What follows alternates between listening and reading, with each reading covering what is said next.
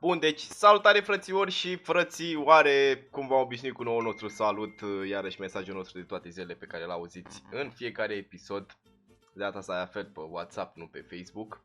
Eu sunt Royal și bine v-am regăsit la un nou videoclip. Astăzi o să facem nimic, nu o să facem nimic, o să ne jucăm jocul ăsta interesant pentru că am zis că e mai ok decât să jucăm car parking în timp ce vă zic câteva chestii despre ce va urma. E mai puțin zgomotos, înțelegeți voi ce vreau să zic, băieți. Oricum nu o să ne concentrăm foarte tare, așa că dacă pierdem nu-i vina mea. Și da, cum am spus, astăzi o să discutăm, fraților, și anume vom vorbi despre o chestie care este destul de mare și destul de interesantă pentru mine, poate pentru voi nu e, dar o să vorbim despre primul vlog, videoblog, sau cum se zice, în care o să vă arăt adevărata mea față. Bine, mulți dintre voi m-ați văzut deja pe Instagram, dar nu e la fel ca atunci când mă vedeți în carne și oase vorbind și spunându-vă de ale vieții. Glumesc, băieți. Nu e la fel oricum, în orice caz. Ia stați că vreau să-l omor pe nebunul ăsta, pe Jenny. Jenny, ce faci? Stai așa, că nu e așa. Da, băieți. Trebuie să se întâmple în primul rând două chestii. Nu știu sigur câți dintre voi vă doriți să facem treaba asta. Vă mulțumesc din suflet apropo pentru 48.200 de abonați. Nu m-am gândit niciodată și nicio secundă că o să se ajungă aici în punctul ăsta. Dar uite că s-a ajuns și eu sunt genul de om care zic, bă, dacă a fost să fie, atunci s-a întâmplat cu un scop. Vă mulțumesc din suflet și lăsând treburile astea la o parte, vreau să vă zic, băieți, că pentru a se face primul vlog, primul face reveal în care o să mă vedeți pe mine pe bune gen, nu pe Instagram, nu o să vedeți o poză pur și simplu cu mine, trebuie să se întâmple două chestii. Cum v-am zis până acum, în primul rând trebuie să facă 50.000 de abonați. Adică dați acum stop videoclipului, puneți pe pauză și dați un mare subscribe, exact ca în animația asta de pe ecran, băieți.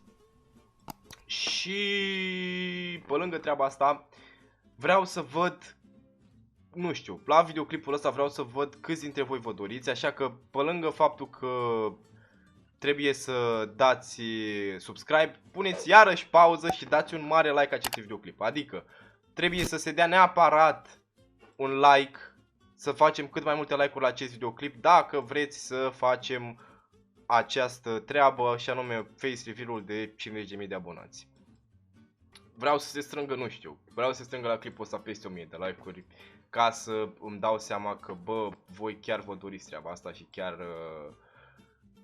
chiar mulți dintre voi mă întrebați, bă, până la urmă noi l-am ascultat pe ăsta de atâta timp, că fac asta cred că de peste, bine, am început să am mai mulți abonați de peste un an. Vreți să mă vedeți la față sau chestii de genul ăsta.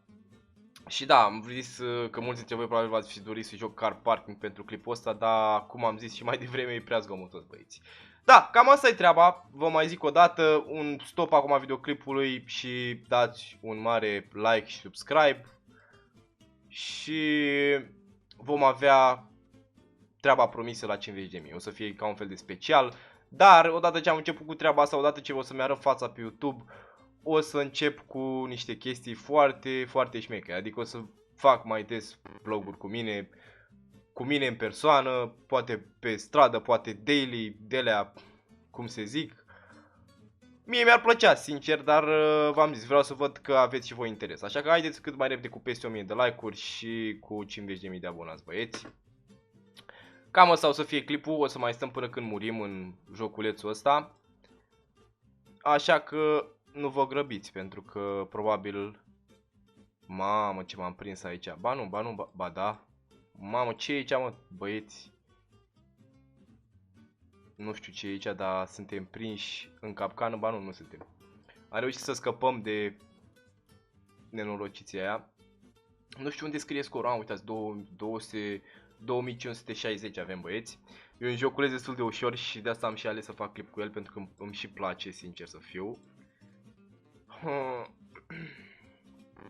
Și da, vă mai amintesc o dată, stop, like și subscribe și puteți să mergeți la celelalte clipuri să faceți același lucru pentru că eu nu mă supăr. Mamă, ce am zis că l omor pe ăsta. Dar lasă că nu-i timpul pierdut. Îl rezolvăm repede.